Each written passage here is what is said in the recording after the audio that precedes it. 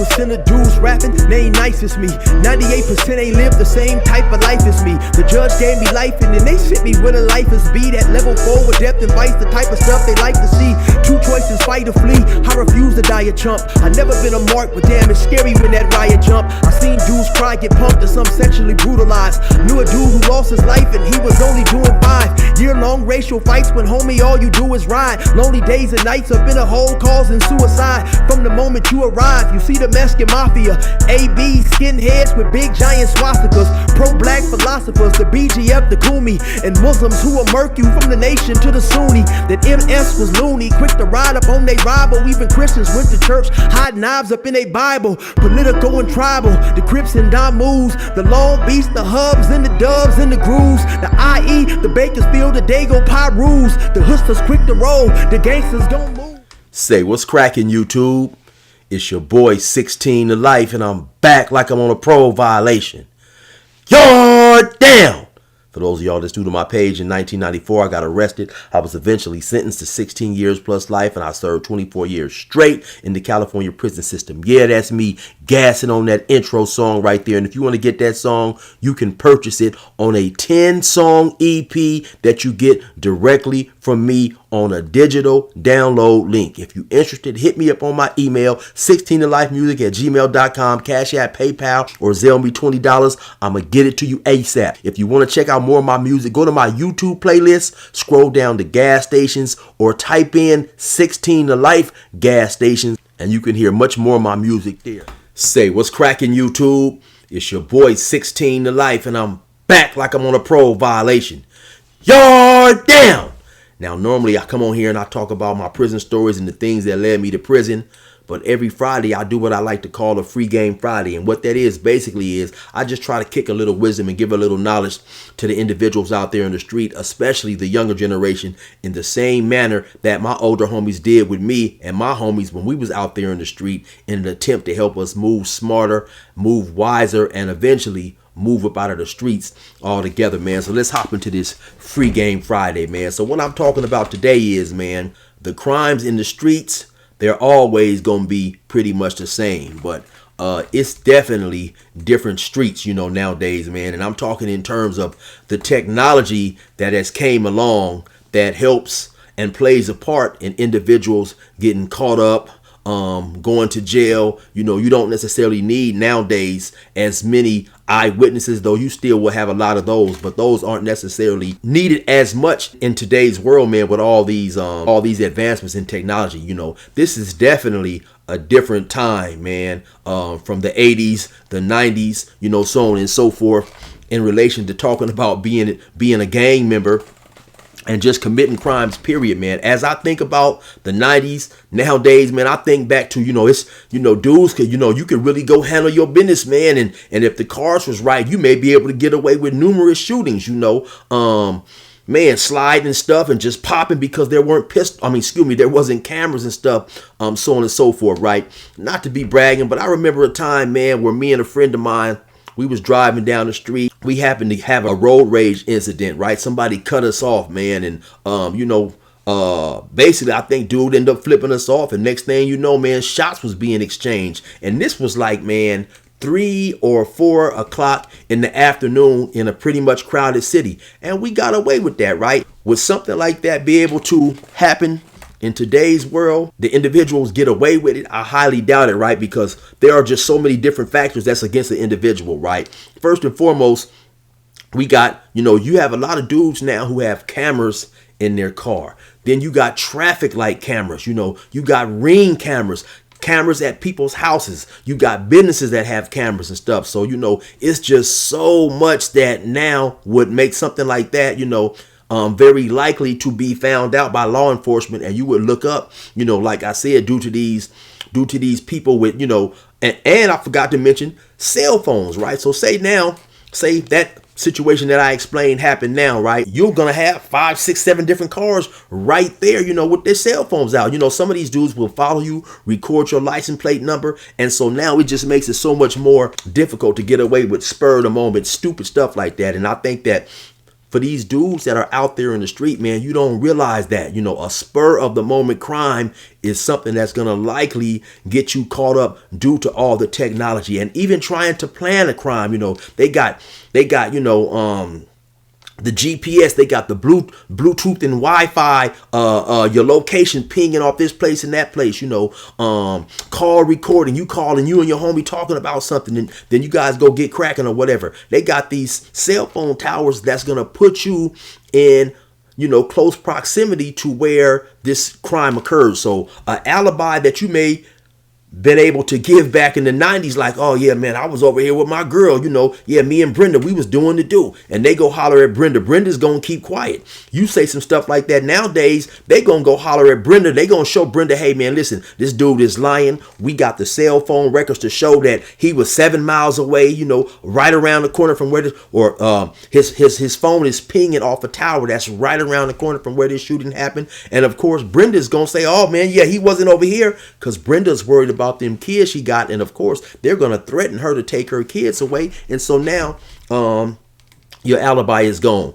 Then of course they're going to get a search warrant for the phone. They're going to get your phone records. They're going to show that you and this individual who they believe that you guys was with, all the the conversations that you guys had before, the conversations that you guys had after, and it's going to make you look extremely guilty, of course, man. So it's definitely a different, crime is definitely different in terms of trying to get away with things like, like I said before, all the advancement of all this technology, man. And so dudes just don't realize that it's really, man, nowadays trying to commit a crime, you're really going to get caught up, right?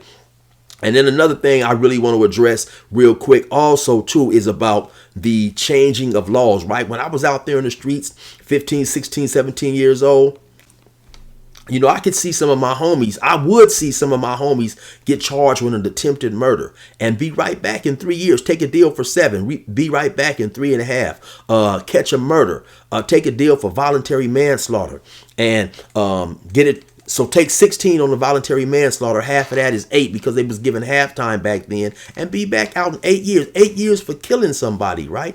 And so, man, I know a dude in my hood, man, and he's not necessarily from my hood. He's from the city. This dude has 2 murders, and he would hit he hit somebody in the head with a baseball bat while they was at the park sleeping, killed him, took a little deal and was back in 8, was back in 8 years, right? So they call him Joe Boy.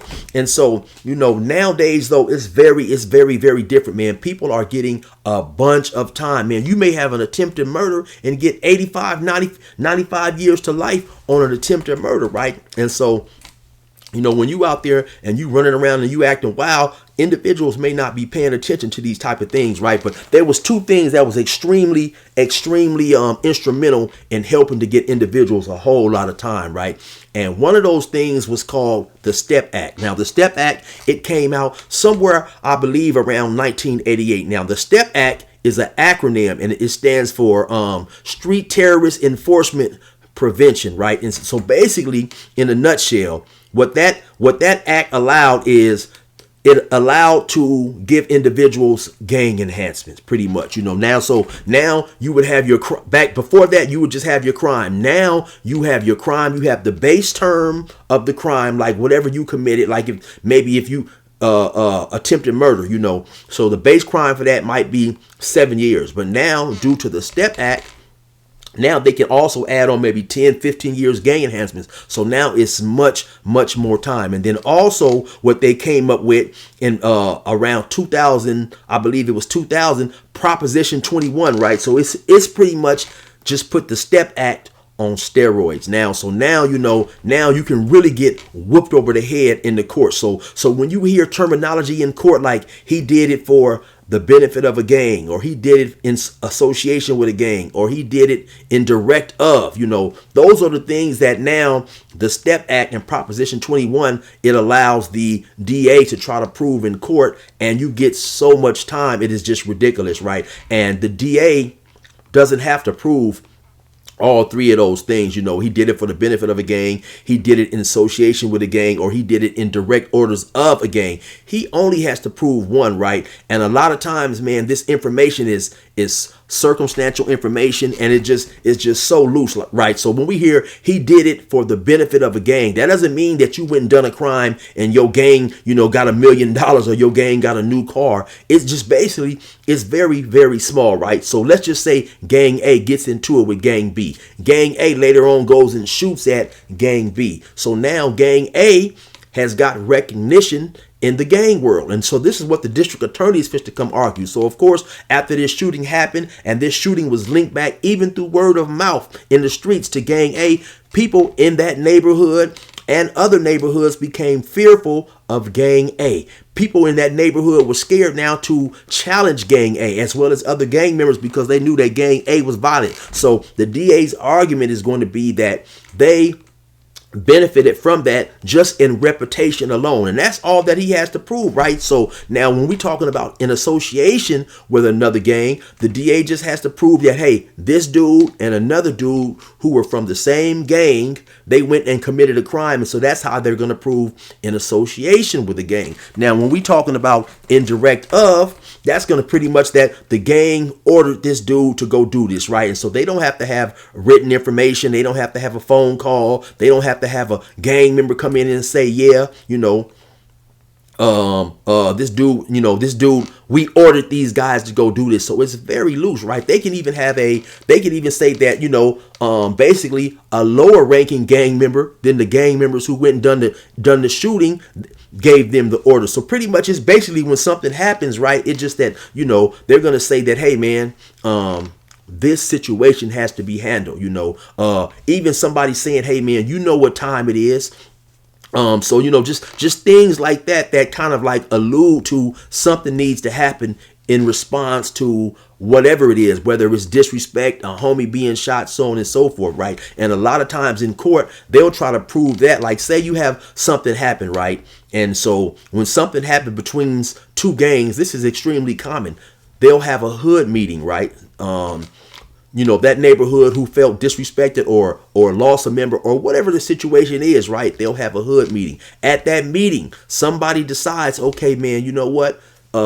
This what happens. This is what needs to happen because of what just happened, right? And so then dudes go out and they do what they do. That's pretty much indirect of, dudes got specific orders from somebody and they went out and got cracking. And like I said, once again, they don't have to have a phone call, written information, so on and so forth, right? A lot of times how they approve this information is they'll have these quote unquote so-called gang experts come in there. Now the gang experts are not going to be former gang members. These are going to be police officers. They're going to be dudes who work in the California Department of Corrections from the prison or what have you, right? So how do you become a gang expert if you're not a gang member, right? Because to me, it seems crazy for a dude to want to call himself a gang expert if you have not been a gang member. How can you be an expert on something that you have never actively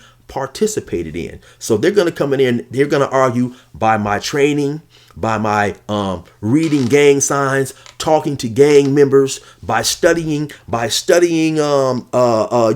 gang literature, so on and so forth. I am now a gang expert, right? And so there is really no type of certification or qualification that you have to achieve to become a quote unquote gang expert, right? Now in California, the judges will allow an individual who has claimed to study this information, sometimes with only 5 years of study, to now be a gang expert. So now he's going to come in there and keep in mind, he wasn't there when the crime happened, but he's going to say, well, it's likely that when gang A shot gang B, due to gang rules and protocol, gang B then went out and done so on, they went out and done this, so on and so forth, right? And so, those are the things that a gang expert is going to testify. Once again, a gang expert doesn't need any qualification, certification, or even approval from his peers, so there's really nothing to compare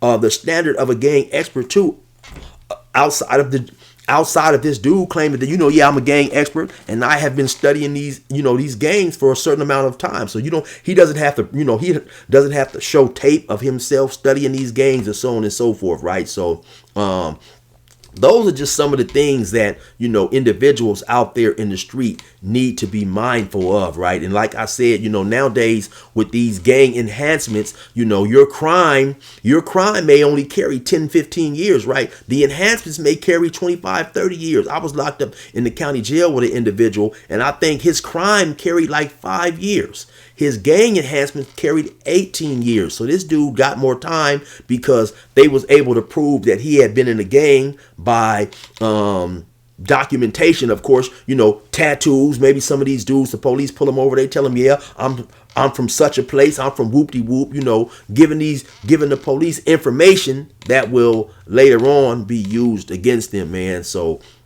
with all this stuff going on, man, I'm just telling y'all out there in the street, man, you better understand, you better know, you better move wisely, man. Trying to just get in, and I'm not advocating for smarter crime. I'm just telling individuals what they're facing, man. Trying to just do something on the spur of the moment without thinking or planning will likely get you caught up due to all these things, especially the advancement of technology, especially these cameras everywhere, just people recording stuff. Nowadays, man, dudes may get to fighting, somebody beating a woman up, let's just say, and you'll have individuals, before they'll run over there and help the woman, they'll just pull their phone out and record. You have individuals fighting, and you have so-called gang members who will record a fight between these two dudes where one dude gets beat to a pulp, and then what do? They upload it on social media so the real police can come solve the crime, man. So anyway, like I said, man, today is Friday. That's a little free game for you, man. You can take it or leave it. Yeah. I swear to God, the game is cold, homie. What you mean? I popped on a pussy ass nigga after he stole on me. What happened next? That nigga came to court and told on me. Put that on something. I sold my soul, homie. Called the highway patrol on me, plus the sheriffs and cops. He told him my name was Eric and I carried a Glock. Soon as you start blowing shots, them niggas going to jail. Don't have a meeting with the cops and then you going to jail. They'll tell him about the shooting, take him, show him his well. DA trying to seal your cash, they gon' throw him the nails. They wanna throw me up in the cell and have me with a L again. Back to strip searchers and guards, read my mail again. Had me far away in the bay, I'm talking Pelican. Eating cold ass soy burgers and warm gelatin. I'm far too intelligent to fall for that twice. Niggas yelling gang gang and ain't about that life. And they'll turn that right in front of your face. Get you found guilty plus 100 years on the case. Your mama in the court with tears running all on her face. Her baby shackled feet, hands and waist. Goddamn. These niggas ain't who they say they is, so beware. Fuck what they sayin', cause these cowards ain't playing fair. They shoot at you, you shoot at them, they snitch, and they don't care. Fuck gang banging, I'd rather be a square. These niggas ain't who they say they is, so beware. Fuck what they sayin', cause these cowards ain't playing fair. They shoot at you, you shoot at them, they snitch, and they don't care. Fuck gang banging, I'd rather be a square. Yeah. Doing life's no joke, I been where the apes been. You ain't really bout that smoke, you a vape pen. Soon as they catch a joke, in the feds on a state pen. That tough guy shit get shed quick like snake skin. Real and fake men can't exist together. I stay down, you turn snitch, so you a bitch forever. Imagine me snitch never, boy, I stuck to the code. You hit the county for a month, you said fucking and told. Soon as you heard your bitch Nicole was fucking all of your best friend. The news damn they killed you, nigga, caved your chest in. You told about the murders that y'all did on the West End. Who was popping the burners and the one who said lesbian. Cooperated then, signed an affidavit. Felt your life was over, nigga, you was trying to save it. So you told on Antoine, LeBron, Brian, and David. Came home and half your hood forgave it. Goddamn. These niggas ain't who they say they is, so beware. Fuck what they sayin', cause these cowards ain't playing fair. They shoot at you, you shoot at them, they snitch, and they don't care. Fuck gang banging, I'd rather be a square. These niggas ain't who they say they is, so beware. Fuck what they sayin', cause these cowards ain't playing fair. They shoot at you, you shoot at them, they snitch, and they don't care. Fuck gang banging, I'd rather be a square. Yeah.